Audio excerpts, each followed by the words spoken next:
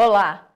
A agilidade emocional, que é uma habilidade que pode ajudar muito no desenvolvimento pessoal e profissional, é o tema do nosso TVMP Entrevista de hoje. E o nosso convidado para falar sobre esse tema é o psicólogo e palestrante Rafael Nunes. Tudo bem? Muito obrigada por ter vindo conversar conosco. Tudo bem, Laura. Obrigado a todos. Muito bom estar aqui com vocês. Bom, queria que você começasse explicando para a gente o que é Uhum. exatamente a agilidade Sim. emocional, como é que surgiu esse termo. A agilidade emocional, ela surgiu através de Susan David. Ela escreveu um livro que leva o mesmo nome.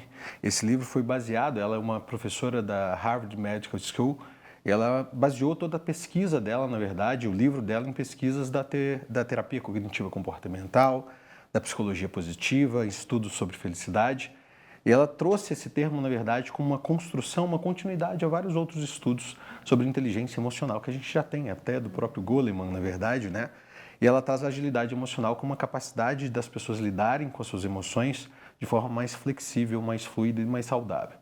A ideia é que as pessoas lidem com essas emoções, tanto positivas quanto negativas, de uma forma com que elas consigam pensar anteriormente ou pensar sobre essas emoções antes de agir, para que essas emoções possam ser direcionadas para uma ação que faça sentido para os próprios valores das pessoas e para os próprios propósitos e objetivos pessoais. Então, em suma, a agilidade emocional é essa capacidade que as pessoas têm de predizer, conhecer, entender como que as emoções impactam em si mesmas a partir dos seus próprios valores, objetivos e intenções. Você falou de inteligência emocional, que é um Sim, termo que eu já conheci. sim. Agilidade emocional tem alguma diferença entre um e outro? Ela é complementar, na grande Uhum. verdade, né? Todos os estudos sobre emoções, na verdade, e a compreensão das emoções dentro do comportamento humano, entendendo que não há, e a gente provavelmente falará disso, de que não há uma dicotomia muito diferente do que é razão e emoção, são dois processos que acontecem dentro do cérebro de uma forma quase que contínua e em paralelo, enfim, elas vão acontecendo ao mesmo tempo. Agilidade emocional, então, como uma diferença da inteligência emocional, pensando que a inteligência emocional do Goleman é baseada em 4 pilares, né? 2 pilares baseados em competências pessoais e 2 pilares baseados em competências sociais. Pilares de competências pessoais, autoconhecimento e autogestão. Eu me conheço, eu sei sobre mim, eu sei as minhas debilidades, as minhas fortalezas, enfim. E o que eu faço com isso, né? Como que eu vou gerir isso dentro das relações que eu construo. Nas competências sociais, eu falo de empatia, que é eu compreender o outro dentro da complexidade que o outro é, entendendo que empatia não é se colocar no lugar do outro, e a gestão das relações. A agilidade emocional, ela não tem essa divisão, ela é muito mais uma compreensão conjunta de como as emoções elas podem ser geridas dentro de uma flexibilidade maior, mas dentro dos seus próprios valores e objetivos. Então ela tem uma diferença pequena, mas é dentro de uma complementariedade de todos esses estudos que estudam e entendem a emoção dentro do comportamento humano e as suas relações, né? Isso se trabalha? Tem exercício Sim, para ativar essa agilidade emocional? sim, toda habilidade pode ser aprendida, né? E as emoções, elas fazem parte de um processo evolutivo. Então nós chegamos até aqui por conta das emoções também, como marcadores, através de marcadores somáticos também, da teoria do Damasio, de compreender como que cada situação marca para a gente intenções de perigo, intenções de propensão, de desejo, de volta àquela nova aquela sensação que a gente já viveu. Então, a gente consegue trabalhar isso. Nós temos tipos de processamento no cérebro que são mais conscientes, outros que são menos conscientes. As emoções, elas fazem parte de um tipo de processamento que vem automaticamente. Você não controla, então você lida com isso. Então, quanto mais autoconhecimento você tem, quanto mais você conhece sobre si mesmo, você sabe as situações que mais te estressam, que mais te tiram do sério, que mais te deixam bem, porque a gente pode falar das emoções positivas também. Então, tem como você predizer, antecipar, tem como você lidar um pouco melhor com as emoções se você as trabalhar. Tem várias formas de trabalhar as emoções, de trabalhar o entendimento sobre as emoções, essa agilidade emocional. Então, a gente tem técnicas que a gente consegue trabalhar assim. E quem trabalha agilidade emocional consegue se desenvolver pessoalmente melhor? Qual que é a diferença? Sim, tem uma frase do Goleman que eu acho extraordinária, que ele diz o seguinte: emoções fora do controle fazem de pessoas espertas pessoas estúpidas. A gente conhece muito bem aquelas pessoas que são extremamente inteligentes, mas são super difíceis de lidar. Então, só a inteligência matemática, lógica, a capacidade intelectiva sozinha, é claro que ela é importante para um desenvolvimento profissional, para uma capacidade analítica, para uma tomada de decisão baseada em fatos e dados, para um julgamento baseado em várias variáveis, isso é muito importante. Mas se a pessoa não consegue se relacionar bem, se ela não consegue se comunicar com clareza, se ela não consegue lidar com conflitos, no ambiente profissional ela está extremamente perdida dentro da dinâmica do dia a dia. Então ela é extremamente importante porque você vai conseguir lidar com conflitos, você vai conseguir, a gente não fala do que pensa, né? A gente consegue entender contexto, fazer leitura de cenário e mesmo que diante de um pensamento, de um estímulo emocional muito intenso e aversivo, eu com um determinado controle é uma palavra ruim, mas com uma gestão emocional, eu consigo entender, fazer a leitura de cenário, suprimir, entender que aquilo também é uma limitação de quem eu converso. Então, trabalhar é extremamente importante. A inteligência emocional, a gestão emocional, a agilidade emocional é extremamente importante para o desenvolvimento profissional. Quando a gente fala em agilidade, né, a gente pensa em rapidez de raciocínio, né? Agilidade emocional, pensei rapidinho e respondi ao que deveria. Mas muitas vezes a gente deve pensar antes de falar ou de agir. Sim. Isso. Na verdade, a emoção, como eu disse, nós temos tipos de processamento. O cérebro funciona, a gente usa 100% do cérebro, é um grande mito esse negócio da gente usar 10%. E aí nós temos áreas do cérebro que funcionam em série, ou seja, que funcionam processamentos que funcionam encadeadamente. Então, onde precisa da nossa memória de trabalho, da nossa memória operacional. Então, você não consegue fazer duas coisas ao mesmo tempo, onde duas coisas precisam de foco. Isso é um ponto, um tipo de raciocínio que o nosso cérebro funciona. E nós temos um outro tipo de raciocínio, um tipo de processamento, na verdade, que são processamentos cereais. Então, você tem várias coisas acontecendo dentro do seu cérebro. Você não para nunca, né? Então, tem processamentos acontecendo que você chega num lugar, você tem uma sensação, né, de que, nossa, que lugar como é estranho, bom, ruim, porque o seu cérebro está fazendo o tempo todo. Ele é um antecipador de futuro e um identificador de padrões. Então, quando ele entra, você entra no ambiente, você vê uma pessoa, o que ele vai buscar é escanear aquele contexto para ele buscar dentro do repertório que você tem tudo aquilo que se aproxima daquele contexto, que aparentemente é novo, porque o que ele quer é controle, né? É saber o que está acontecendo. E isso funciona sem que você tenha nenhuma volição, nenhuma consciência. Só que você sente, às vezes, percebe isso mais ou menos racional. Então, trazer isso para a racionalidade, trazer a emoção, o tempo de pensar, quando a gente fala de agilidade, a gente não está falando exatamente de rapidez, mas a gente está falando de deixar talvez como um hábito a capacidade de parar e pensar antes que aquilo tome conta de mim, porque aquilo vai vir antes do processamento racional, né? Tem um livro do Antônio Damasio, que é um neurocientista português, que chama O Erro de Descartes. E Descartes fala que penso, logo existo, né? A gente pensa, logo existe. E o Damasio diz que não, que esse é um grande erro de julgamento. A gente sente e a gente existe porque sente. Depois a gente pensa. Então, quantos de nós já não agimos já por impulso? E depois pensamos porque agimos. Então, esse processamento que a gente faz ou sente antes de pensar é o processamento que funciona muito mais rápido do que o próprio pensamento. Então, a inteligência emocional, você trazer racionalidade para esse processo. Seja antes, seja durante ou seja depois.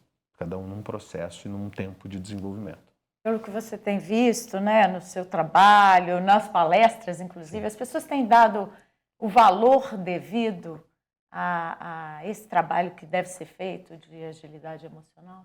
Eu acho que as pessoas têm se preocupado mais. Eu não vejo elas fazendo tanto. Apesar de ser um exercício complexo, né? É bastante complexo fazer o processo de gestão emocional. Porque você sente aquela emoção, você tem aquele padrão de comportamento há 20, 30, 40 anos. E eu sempre digo nas palestras que todo mundo quer mudança, mas ninguém quer mudar. Mudar, a gente tem plasticidade neural, a gente tem epigenética, tem vários processos que mostram para a gente essa capacidade que a gente tem de aprender novos conhecimentos, de mudar comportamento. Não existe a síndrome de Gabriela, eu nasci assim, eu cresci assim, vou morrer assim. Você pode mudar ao longo da vida se você não tem nenhuma patologia neurodegenerativa. Mas é complexo, porque você vai deixar de fazer aquilo que você sempre fez para fazer algo novo. Então eu vejo as pessoas se interessando sobre o assunto, porque hoje o adoecimento psíquico é uma variável muito forte. As pessoas, de fato, têm adoecido, ansiedade, depressão, burnout, síndrome do pânico, enfim, diversas doenças psíquicas estão acontecendo, então as pessoas têm se preocupado muito mais por um processo reativo. Mas sim, vejo as pessoas se preocupando e na intenção de executar esses comportamentos. Então eu tenho falado muito sobre esse assunto nas empresas para as pessoas. E no ambiente de trabalho é muito importante saber lidar com isso, né? Que conselho você daria para os jovens que estão começando a vida profissional agora e para as pessoas mais velhas que já têm uma experiência de carreira, né, profissional maior? Acho que o primeiro entendimento, acho que a gente poderia partir do simples. Acho que a gente quer muito bala de prata, a gente quer resolver as coisas muito ágeis. E cada vez mais a gente está num mundo muito hedonista, né, onde tudo é muito rápido, onde as respostas têm que ser rápidas, o feed está tudo pronto, está tudo ali. E a gente tem que dar um passo um pouco atrás. A gente tem adoecido por esse excesso de tecnologia, de informação, não só a tecnologia, mas o excesso de informação, excesso de estímulos, isso tem trazido uma sobrecarga cognitiva para a gente e, de fato, a gente tem adoecido. O Brasil, segundo dados do OMS, é um dos países mais ansiosos do mundo. Isso é um grande paradoxo. Nós somos o 5º país com um índice de depressão. Então, para quem é mais novo, a grande maioria dos mais novos estão mais ansiosos que as pessoas das gerações anteriores. Eles são sobrecarregados de informações, são sobrecarregados de escolhas, de possibilidades. E quanto mais escolhas você tem, maior a gente tem uma ilusão da liberdade, de que muitas escolhas nos deixam mais felizes, mas mais escolhas deixam a gente mais confuso, né? Então, para eles, a gente tem que começar a entender que a gente tem que começar a dar uns passos atrás, reduzir um pouco o tempo de tela, cuidado com as comparações de uma vida maravilhosa, de uma rede social onde tudo funciona muito bem e na hora que a gente vai jogar o jogo não é bem assim que as coisas funcionam. Então é aquisição de repertório, a gente tem que trazer para essa geração mais nova o básico, aprender repertórios de coisas mais simples, analógicas. O nosso cérebro é analógico, então ele precisa de aprendizados que são analógicos. A gente não pode viver uma vida 100% digital sem que haja uma construção de um repertório básico. Então vai para uma terapia, faça atividades desconectadas, pratique uma atividade de atenção plena, mindfulness, enfim, atividades que sejam desconectadas. Isso eu traria tanto para os jovens quanto para as pessoas mais velhas. E para ingressar no mercado de trabalho, entender que não é 6 meses dentro de um lugar que você vai virar chefe, vai virar líder. Existe uma escalada das coisas. O que eu acho que a gente deve aprender com os mais jovens, nossa geração, é que a gente sempre se matou de trabalhar, né? A gente virava dias, noites e tudo mais. Mas está todo mundo aí também com algum tipo de ansiedade, algum tipo, está medicado, né? Então a nossa geração, acho que as gerações anteriores têm que, talvez, o seguinte, não precisa se matar todos os dias. E o que talvez essa geração mais nova tem que aprender com a gente? É que às vezes tem que se matar um pouquinho, às vezes precisa ficar um pouco mais, às vezes precisa se dedicar um pouco mais. Então compromisso e responsabilidade, talvez uma troca que a gente pode precisar fazer entre essas gerações. E as gerações mais antigas, a gente aprendeu um negócio chamado flexibilidade cognitiva, que é aprender, desaprender e aprender de novo. Às vezes a gente não segue muito em frente porque a gente tem muitas certezas, a gente tem muitas verdades muito construídas. Isso ancora na gente num lugar que não existe mais. Eu não quero dizer que a gente deve abrir mão dos nossos valores, mas que a gente deve estar constantemente entendendo um novo contexto de mundo e que a mudança é uma variável constante.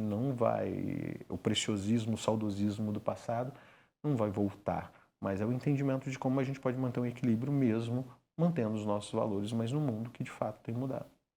Você deu uma palestra no Ministério Público, né, exatamente falando sobre a agilidade emocional. Qual que é a sua percepção do trabalho no Ministério Público e o que esse conceito, né, esse trabalho da gestão emocional podem ajudar no trabalho do Ministério Público?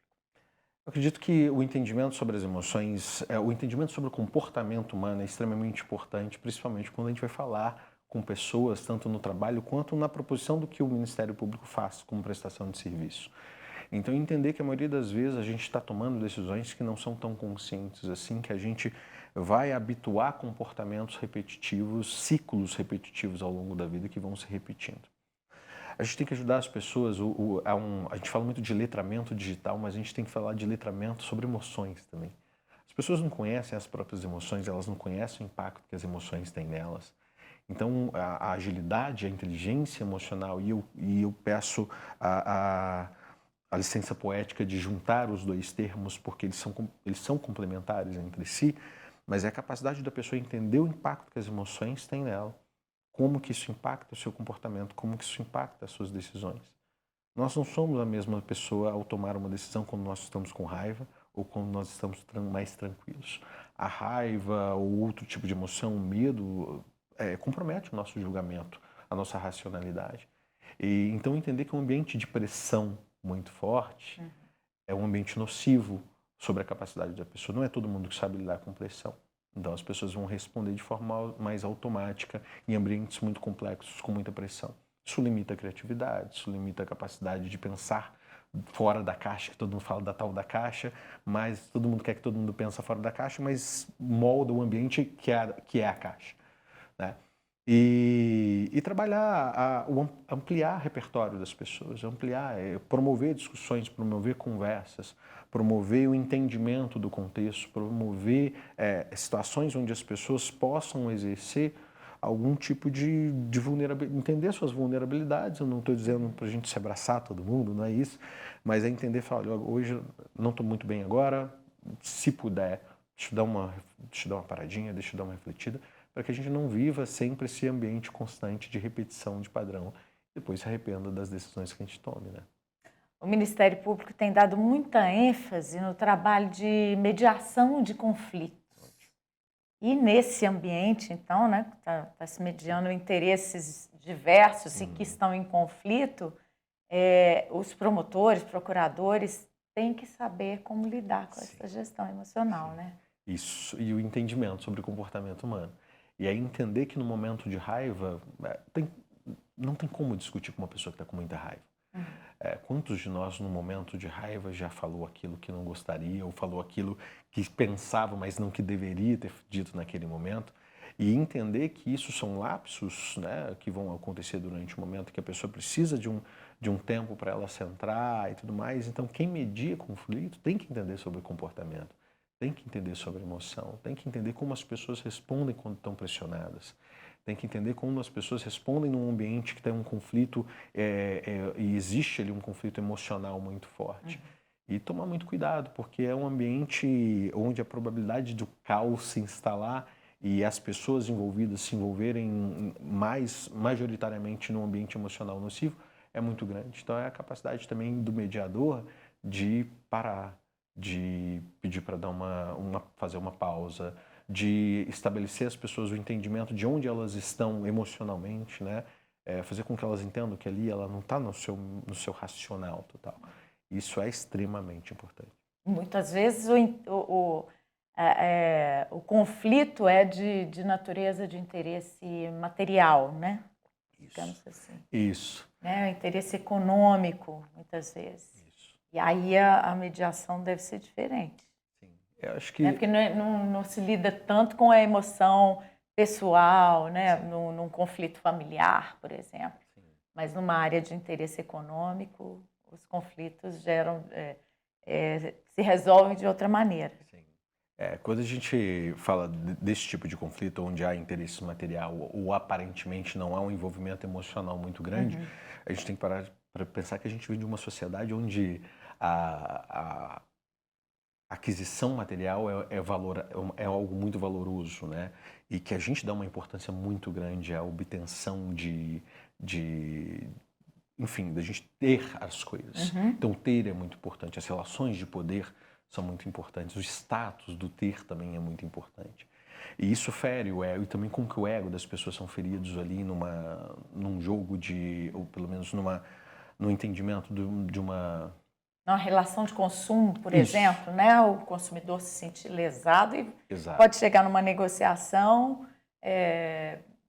né? com raiva, né? Sim. Com sentimento, olha, estou sendo lesado, estou sendo prejudicado. Exato. E isso vai ter uma emoção também, né?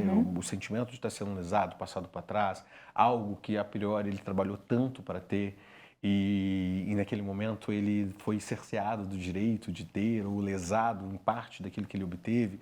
E isso, lógico, vai envolver um estresse emocional muito grande, principalmente de quem foi lesado, mas também de quem, em algum grau, parece que lesou também, né? Porque às vezes não foi algo proposital. E a acusação também fere uma imagem que foi construída por vários anos. Então, o entendimento, essa mediação também tem que ter muito cuidado, porque às vezes foi um erro de processo, não foi efetivamente uma má-fé, e a pessoa quer resolver, mas ela não tem os recursos momentâneos para isso, construiu uma imagem, uma carreira, uma marca que é difícil de se criar, com uma competitividade gigantesca. Então, a gente tem que entender os dois lados. Mas é claro que sempre quem é lesado, que em algum grau, a raiva provavelmente vai estar mais aflorada, né? E a mediação precisa ser feita. Muita gente, além de promotores e procuradores, claro que é parte do trabalho deles, naturalmente, mas outras pessoas trabalham com mediação de conflitos. Sim.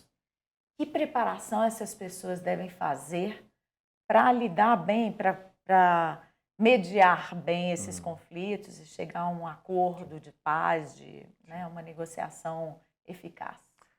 Acho que o bom entendimento de que nós não somos imparciais. Nós somos parciais, seletivos e tendenciosos.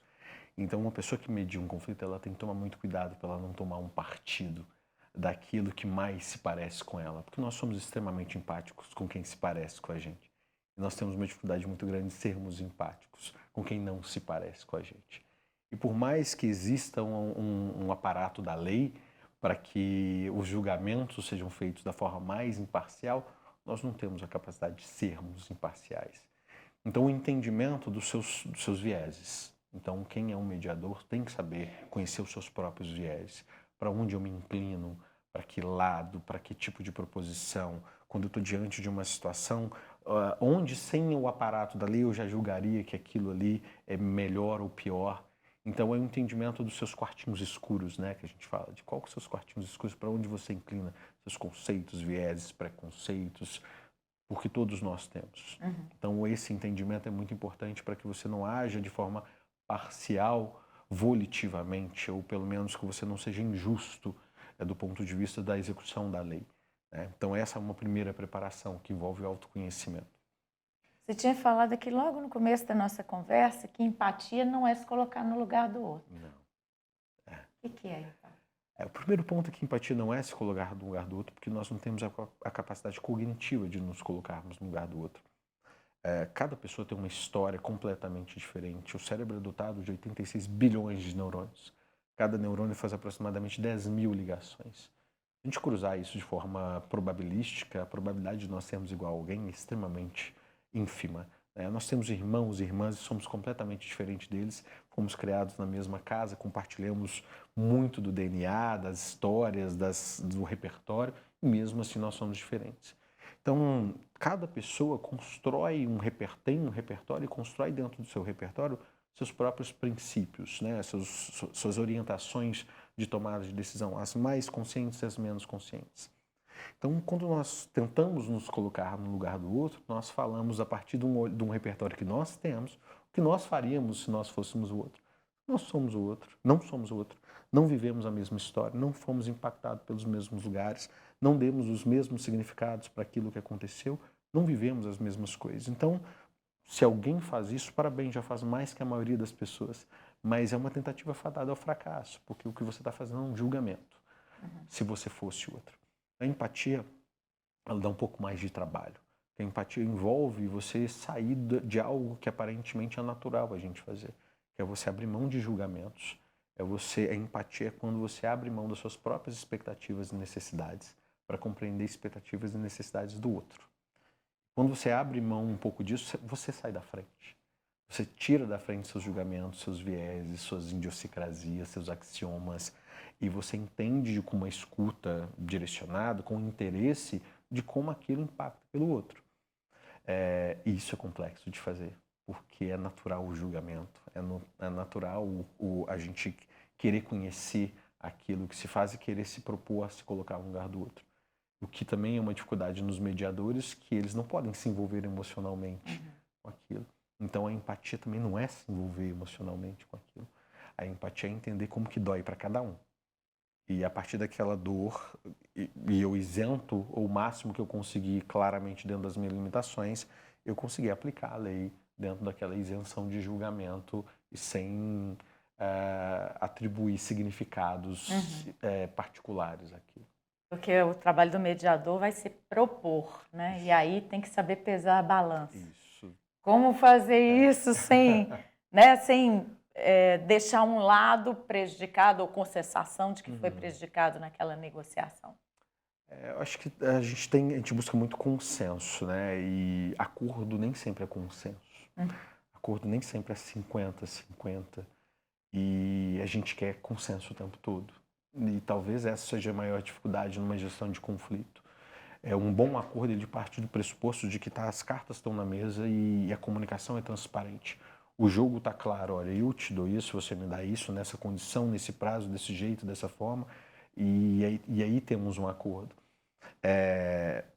E um acordo, então, parte do pressuposto de que alguém vai ter que, em algum momento, pode ceder um pouco mais e pode ceder um pouco menos. Quando ambos querem ter razão, é difícil chegar num acordo. Porque é difícil você chegar no entendimento de que alguém vai ceder, de que o outro de quem está disposto. Quando é um jogo de querer estar certo, raramente a gente consegue entrar num acordo. Então o mediador ele precisa entender como que o jogo está sendo julgado, porque as dinâmicas sociais, o ambiente interfere muito em como as pessoas vão se comportar. E o ambiente, como aquela relação já foi construída, ele vai ser trazido para o ambiente de negociação, para aquele conflito. Então, uma extensão de como a relação sempre aconteceu. Então, o cuidado que o mediador tem que ter é para que não manter aquele ambiente que já vem de algum lugar. Ele tentar estabelecer critérios de discussão que sejam mais lógicos, que sejam mais empíricos, que sejam mais baseados em fatos e menos em percepções, em sentimentos. Não que o sentimento não vai habitar aquela conversa, mas que se a gente focar nele, a gente não foca num acordo que, porventura, possa ser mais racional ou mais direcionado a uma decisão mais equilibrada. Isso. Né? Que atenda tanto um lado quanto o outro, e que eles falam, não, isso é uma boa negociação, um bom acordo. Uma boa negociação. Perfeito. Muito obrigada pela sua presença aqui, por essa entrevista. Espero que venha mais vezes a TV MP. Obrigado pelo convite. E a você que esteve nos assistindo, confira as outras edições do TV MP Entrevista no nosso canal mpmg.oficial no YouTube. Muito obrigada e até breve.